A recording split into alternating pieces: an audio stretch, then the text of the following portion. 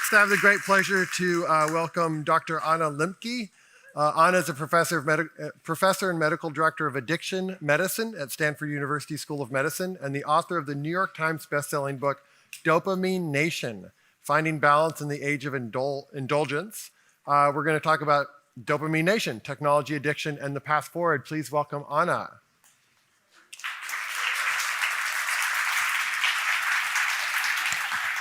Welcome. Thank you. So if you've been wondering why you look at your cell phone, was it every 4 minutes, I think? Something like Every that. so many more minutes? We might have some answers. So thank you so much for joining us. Thank you for having me. I loved your book. Thank you. I love the title. I love the whole area. And just a deep bow for taking the time and energy to address this topic. And Thank really you. appreciate you being here. Thank you. I'm excited to be here. Good. This is Wisdom 2.0 crowd. Yes, They're wonderful. generally nice people. Yes. So maybe we should first just talk about dopamine. Okay, let's So we do kind it. of all have a level playing field in terms of its role and why it exists and its functions. And then we can kind of maybe talk about how it's ignited and how technology impacts it and what are some practices we can do to better understand our own relationship to it. Sounds good. So dopamine is a chemical that we make in our brain. It is essential for the experience of pleasure, motivation, and reward. It's not the only neurotransmitter involved in that process, but it's probably the final common pathway for all reinforcing substances and behaviors. Dopamine is also essential for movement. So for example, Parkinson's disease is characterized by a loss of dopamine in a different part of the brain called the substantia nigra. And it's no coincidence that dopamine is involved in both motivation, reward, and movement, because for most of human existence, if we wanted to get a reward, we had to locomote toward it. And even the most primitive nematode will release dopamine in response to food in its environment. Oh, wow. So it's a very important brain signal that tells us it's time to pay attention to what's happening in the environment. And it's also the neurotransmitter that goes wrong when people get addicted. Got it. Beautiful. Thank you. That's perfect. Okay, good. So let's talk about how it's showing up today and particularly how technology might interact with it. So when we're addicted to anything, Yeah. How does that system get changed? So in order to understand what's happening in the brain as we become addicted, it's essential to first realize that one of the most salient findings in neuroscience in the past 75 years is that pleasure and pain are co-located in the brain. So the same parts of the brain that process pleasure also process pain, and they work like opposite sides of a balance. So if you imagine that there's a beam on a fulcrum in the part of your brain called the reward pathway, that represents pleasure and pain. So when we do something pleasurable, it tips one way, pain, it tips the other. But one of the overarching rules governing this balance is that it wants to remain level. It doesn't want to be tipped for very long to pleasure or pain. So our brains will work very hard to restore a level balance, or what neuroscientists call homeostasis, with any deviation from neutrality. And the way that our brains do that is first by tipping to the opposite of whatever the initial stimulus was. So for example, let's say, I eat a piece of chocolate, or I read a romance novel. Those are things that release dopamine in my reward pathway. I will get a tip to the side of pleasure. I will get a release of dopamine, but no sooner has that happened than my brain is already adapting to the increased dopamine by downregulating my own dopamine transmission and production. I like to imagine that as these little neuroadaptation gremlins hopping on the pain side of the balance to bring it level again. But the gremlins really like it on the balance, so they don't get off right when we're level. They stay on until we're tilted an equal and opposite amount to the side of pain. And that's that moment of wanting one more piece of chocolate, Right. reading one more chapter, watching one more episode, one more video. Now, if we wait long enough, those gremlins hop off and that feeling passes. But if we continue to bombard our reward pathway with highly reinforcing drugs and behaviors, what happens is we start to accumulate enough gremlins on the pain side of the balance to fill this whole room.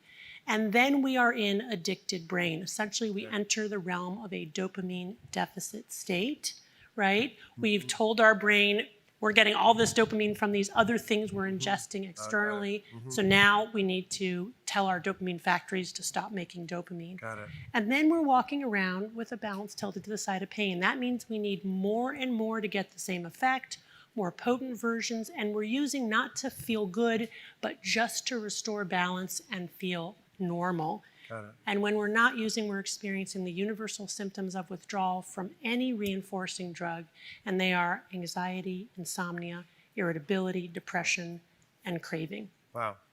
And that's true whether you're using cannabis or whether it's a digital drug, you're watching Right. YouTube, doing Instagram, TikTok, whatever it is. Wow, wow, wow. And what's your sense of why it's become such a enormous challenge and problem? Is it because we just have more available to us in the form of alcohol or in the form of social media or for whatever it is? Right. Or is there some lack of human connection that we're missing that's going us there? Why do you think, or multiple factors, it seems to be moving towards a society that has a harder time just sitting still and being with ourselves? Right. So the four things that make something addictive are access, quantity, potency, and novelty. So the more often you use a drug and the more of the drug you use, that's quantity, the more likely you are to get addicted. And we know that TikTok never runs out, Yeah. right? Access is important. So the fact that we can access these digital drugs and other types of drugs virtually 24/7 means that we're constantly priming or kindling that reward pathway, which means we're kindling the gremlins to hop on the pain side of the balance. If you look at potency, potency is a way to overcome tolerance or overcome those gremlins. And potency is traditionally achieved in a lot of different ways, just amping up the drug itself, which technology has allowed us to do with traditional drugs like cannabis, but also has created new drugs and made those potent in the same way that we've made traditional drugs more potent, which is taking two drugs and combining them. So for example, people who use opioids have long known if you mix them with Xanax, you get a bigger high. Wow. The internet has completely cracked the code on this. If you take music like American Idol and you gamify it and turn it into a competition and you add, compelling personal narratives, you've got a triple whammy drug on your hands that I am personally addicted to. But some people say, what's wrong with that? It's just creative expression, artists doing their thing. We're not TikTok or Meta or whatever. We're not making it addictive. We're just presenting these very interesting things. Well, but that's not true. They are intentionally making it compelling to keep us engaged. Yeah. And everybody knows now how to do that. Every business entity knows how to do that. And the problem with it is that, in the moment it can seem like an innocent kind of recreation. And for many people, it will be. So for example, the vast majority of people who drink alcohol do not get addicted to alcohol. But there is a percentage of people, about 10 to 15%, who will get severely addicted to alcohol, a combination of nature, nurture, and neighborhood, and it will ruin their lives. And what I am seeing clinically is there are people who are innately susceptible to these digital drugs, which is where that fourth characteristic comes in, which is novelty, right? So what these digital drugs do is they really engage our treasure-seeking function. And the AI algorithms, as Tristan has talked about and we'll talk about again, they learn what we like, they present to us what we've liked before with a little bit of a twist, and we're off and running. So there's a way in which, in addiction in general, we lose agency. Right? You get caught up in the vortex of chasing dopamine, and then on top of that, you add an environment that is hunting you down. Right? And you end up with a very potent. Billions of dollars hunting you down. Very well financed hunting you down. That's right. And so what do you think we're trying to numb? Because it seems like a lot of it's numbing. Numbing my experience of just being alive. Yeah. And I would even argue that even if people aren't, like if you say like whatever 10% of people can drink alcohol and not have a problem, there's still the people who it's a numbing experience once they've had 2 glasses of wine a night for a lot. If it's regular, there's almost a trance state, right, that we go into, and that trance state is interesting to explore. And is that trance state something that just people need in general? Like I need to zone out for a while. Or is that trans state something that's just like we should actually really, like talking to Diego who spent 45 days Right. with like Yeah. nothing So powerful. to impact? Are those trans state things we really need to be careful of and try to limit as much as we can? So I would say that those trans states are good and they're innate and we need them. And it's part of being human to get a break from the relentless onslaught of our own ruminations. Okay. But I think this is just now Sure. me talking, my hypotheticals. I feel like people need those trans states more than ever in modern society because of the narcissistically focused nature of our culture, where we're constantly being told to individuate and to have ourselves pulled separate from our communities and be recognized and held above and held as separate. I mean, that's just in the weft and weave of our culture. And we, of course, innately, buy into that. I mean, even, in parenting, right? I try not to do that, but when my kids have successes, I'm excited. I want to know how they were differentiated from the others.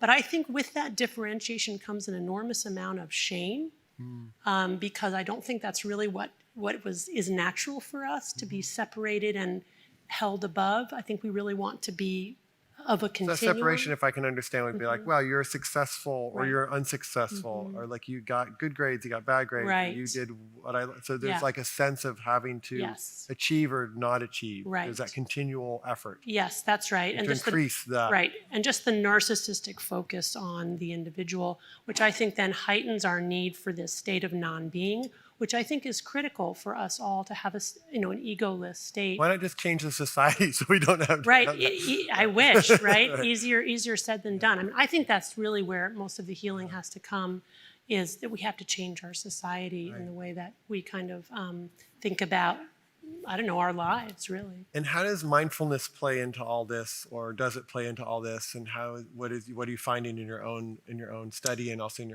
in practice? Right. Well, just relating it to my own practice, what I used to do 20 years ago when I had patients coming in struggling with depression and anxiety was I would go to a pill and I would prescribe that for them, or I would recommend some sort of psychotherapy. I still use those tools, but more and more what I'm asking patients to do is to actually abstain from their drug of choice for long enough for those 30 days, yeah, generally, right? 30 days, which is usually the minimum amount of time it takes to reset dopamine reward pathways. And what I find in doing that is, in many instances, just by abstaining from video games or cannabis or alcohol or social media or whatever it is for a month, people come out of that depression state without me having to do anything else. Wow. Yeah, Wow. it's very powerful. I see an enormous number of young people. Many of them are children of very wealthy and successful people, and they've been encompassed by what I will call a great lassitude, where they have lost motivation really for living. Many of them are suicidal, and they're spending enormous amounts of time consuming online content. And not only do they feel depression, anxiety, and lack of motivation, but they lack the motivation to try to get more motivation. It's a kind of a nihilism descends on them. And they cannot see the link between their online or the consumption of digital drugs and the dysphoria that envelops them, which is why this experiment is so important. And I'm not suggesting that this is some kind of cure-all, but it's an important window into a different way of being for these people who have not experienced it. And it requires them to put away that distractor, that drug, for long enough, again, to reset reward pathways. And this is where mindfulness comes in. This is a powerful exercise in mindfulness, right? Because they feel much worse before they feel better. Yeah. When that potent drug is taken away, those gremlins crash that balance to the side of pain. And for at least 2 weeks, there's a lot of distress. But if they can get to weeks 3 and 4, they will come back. They will feel much, much better. And now they're motivated, right? I don't have to say, like their parents are already doing, get off the computer, right? Yeah. Get off your phone. Now they have, it's like an aha moment. Wow, I feel better. Yeah. And now how can I live in this world and maintain those gains? And then it almost universally includes reintegrating the digital product, but in a very different kind of way. Got it. Cool. So I have a few more questions, and if you have a question for Anna, there's a microphone over here. Help me understand my phone.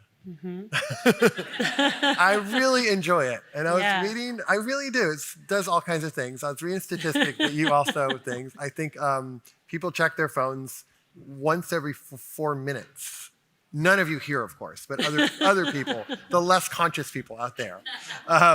And I think it's like 70% check it within waking after like the first 10 minutes. What's going on?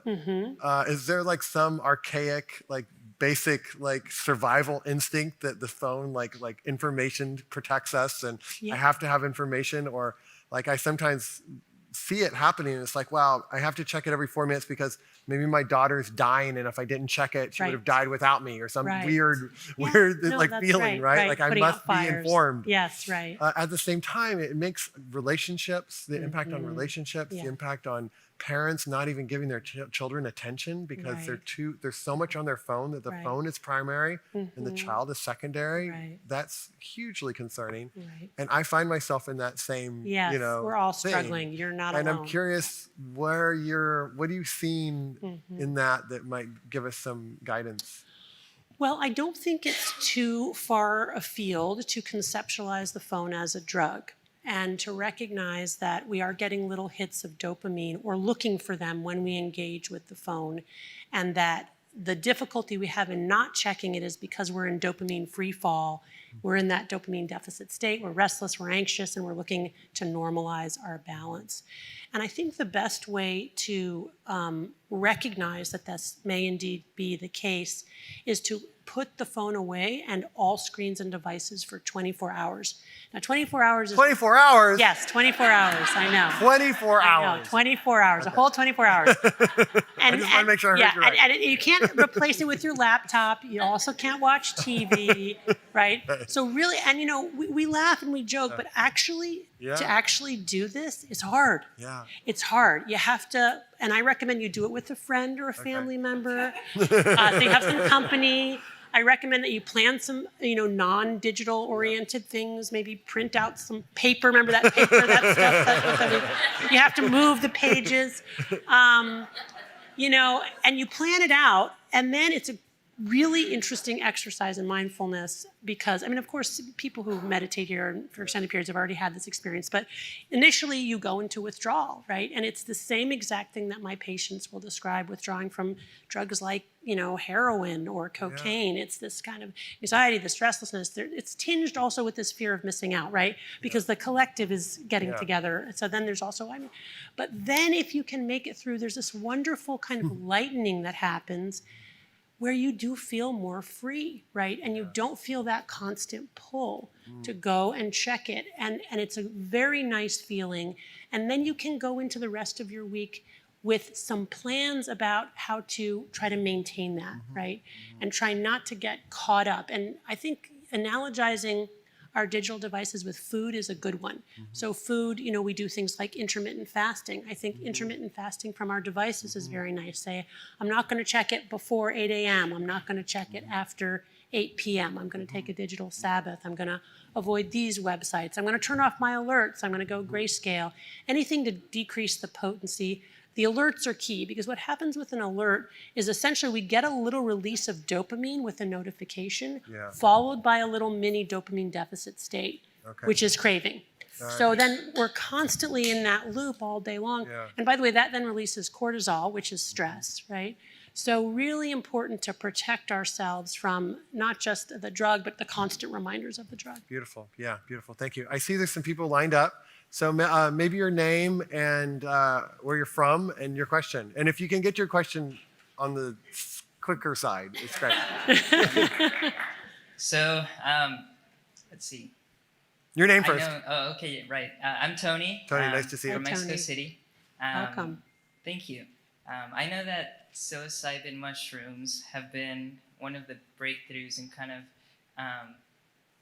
interventions with regarding addictions like alcohol and tobacco and other substances that are sticky and difficult to get rid of. And it's partly because you automatically feel like a sensation of kind of what's important and kind of what's damaging. And it's a very curious sensation, and it kind of like hijacks to the point of those 30 days where you're like oh, like, it's gonna be okay. I can do fine without this. So I was wondering what exactly happens in the brain or in the body that brings upon such a immediate change. So psychedelics primarily, the psychedelic groupings are now including things like ketamine, which doesn't work by the classic LSD mechanism, but the basic mechanism is that there's a surge in serotonin, which is the neurotransmitter that is released and predominantly gives us this feeling of oneness or connection to others. So probably what's happening under the influence is that people are getting a very different perspective, they're dissolving the ego, and they're getting the sensation of oneness with others. However, I would alert you to the fact that the data on the utility of psychedelics to treat any mental health condition is extremely preliminary, despite what you may read about it in the media. The data are not robust that it works in any kind of enduring or lasting way for people struggling with mental health disorders. And furthermore, psychedelics are addictive, although you won't read about them in that way in the media. So although it's an exciting frontier, I would say it's still at the level of, very experimental. Okay, so essentially it's that boost in serotonin that provides like a sense of oneness that then transfers into other perspectives. So I know that you wanted to be fast, and it's a complicated answer. So, the spirituality measures, so the hypothesis is it's a spiritual experience, right? And I do think that we are living in an era where people are craving an intense spiritual experience and trying to find ways to get there. The data, though, on treating mental health disorders using psychedelics is specifically purportedly due to enhancing the therapeutic alliance between the individual and the therapist. So the idea is that the primary vehicle is the psychotherapy and the psychedelic is augmenting the psychotherapy. I am personally a little bit frightened by that notion because with my patients at least, what we try to get away from is turning to a chemical to enhance a human connection. My patients specifically have to work on being able to have a human connection without a chemical having to get in between. So I'll stop there. Beautiful. But That's beautiful. Thank you so much. That's beautiful. Well done. all right. Welcome. Hi. Hi. My name is Niaz Karim, and I'm from the Tahoe area. Great. I believe that restoring stillness, restoring agency in the context of this technological age is going to be one of the stories of our time. Yeah. When you mentioned, and I've read articles in the New York Times where you've spoken about fasting, and you spoke about the 30 days, that reintegration process, what's essential there? Because if you're an alcoholic and you don't want to have alcohol, you eliminate it completely. So how do you bring technology back into our lives in a healthy way? Yeah, great question. And that's really the key, isn't it? So after you reset reward pathways, and then where do you go from there? And most of the time people want to go back to using their drug or have to because its digital devices are part and parcel of our lived experience. I talk in the book a lot about what I call self-binding strategies. These are ways to create literal and metacognitive barriers between ourselves and our drug of choice so that we can press the pause button on desire. And they're simple things like getting our drug of choice out of the house or getting it off our phone or creating time limits like intermittent fasting or creating categorical barriers like, for me personally, I cannot watch YouTube videos of Dr. Pimple Popper because once I start on those YouTube videos, I cannot stop. And we don't want to do a psychoanalytical interpretation of what that might possibly Just avoid it. Right. So it's a process of repeatedly experimenting with what works and what doesn't in order to moderate, because ultimately that's what we need to figure out how to do. Thank you. And you say you work in Silicon Valley, so you're probably working with the creators of some of these same systems. Does that ever get a little awkward? What do you mean the creators? Well, the creators of the creators. I thought you said the craters. I'm like, the creators of the algorithms. Yeah. And their children are having a hard time yes, because indeed. of their algorithms. Yes, it is. And yes. so that's probably a delicate conversation. This is delicate. I mean, there's even this terrible term called fail sons, which is a term to refer to particularly the sons of these very wealthy Silicon Valley entrepreneurs whose sons are not thriving. and who are spending a lot of time, online. And the But- pressure and and the just pressure, like- the terrible yeah. burden of expectation, the wealth, the Right. guilt that goes along with not thriving when you have Right, every right, right, opportunity. right, It's hard. Right. Hi, my name's Dave Courtwright, Palo Alto, Stanford alum, Yay. class of '95. So I'm a huge fan of Johann Hari Yes. and his work, and especially like the Rat Park. I guess that was Bruce Yes. Alexander, and his essential theory is all addictions are at their basis a lack of human connection. I'd just love to hear what you have to say about that. Yeah, so Rat Park is interesting. It's this idea that the experiments showing that a rat that gets addicted to a substance in an isolated cage is actually not consistent with normal life, because if you put that rat in this wonderful park with mazes and chutes and other rats, it actually will not press that lever for cocaine. There's actually, if you look at those studies, there's some debate about whether that's true. And in fact, if you put a whole lot of levers in Rat Park for pressing for cocaine, you're going to get a whole lot of rats in Rat Park addicted to cocaine. And in fact, I think that's where we are now. Like we've gone beyond Rat Park and we're in Rat We have too Amusement many Park. levers. Right. Yeah.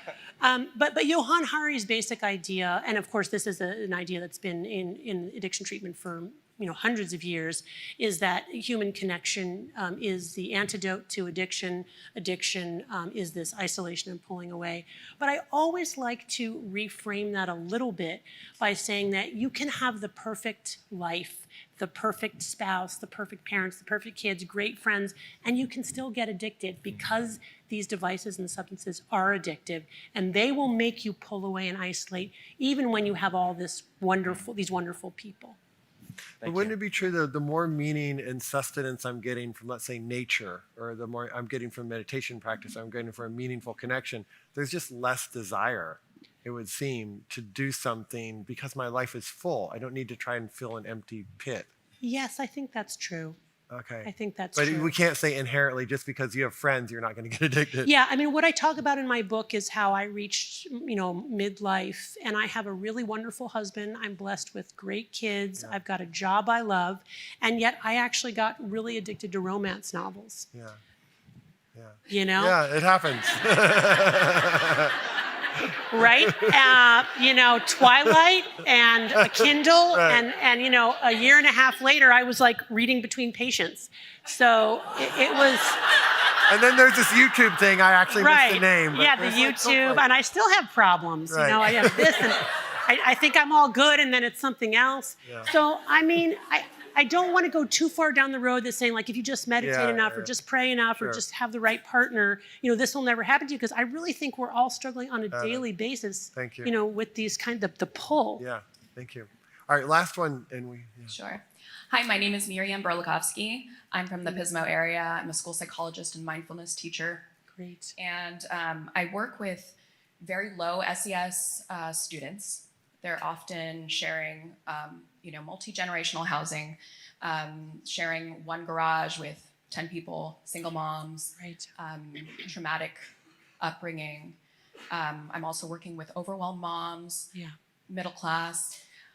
What advice would you give to practitioners working with these parents, as well as the parents themselves, in terms of compliance with digital detox, with these fasting, or with complying with screen time and implementing these barriers for children? Right. So thank you for that. I do believe that the most vulnerable people on the planet today are poor people living in rich nations, because at the same time that they don't have access to many healthy sources of dopamine, they have lots of access to unhealthy sources of dopamine. One of the really interesting things to me, and this is related to your question, I'll get there, that happened with The Social Dilemma is that when it first came out, I thought, well, everybody knows this already. I don't think many people will be all that interested in this film. And to my surprise, millions and millions of people around the world, which made me recognize how much we are living in a bubble, and how the things that we are already talking about in terms of the dark side of this technology, other people are not even aware of. So I think the very first step is to just educate people about the fact that these are addictive or potentially addictive digital drugs and devices, and that we are all collectively struggling with this problem, that nobody has figured it out, but that together, just by beginning to have the discussions, parents and children, about how we're all pulled into it and trying to do things like a digital Sabbath, right? Have 1 day a week or even a half day a week when the family isn't going to be on devices, and recognizing that as a laudable and worthy goal or challenge. Those are the types of things I would introduce. Awesome, thank you. Thank you. We're out of time, but I see there's one more person. Is it quick? All right, go ahead. Yeah. Okay. What are we doing to our brains, and is this reversible? I hope. When we look at our phones to send our son a text message to remind him he has a dentist appointment today, and then we see the notification from Surfline and we check the waves, Right.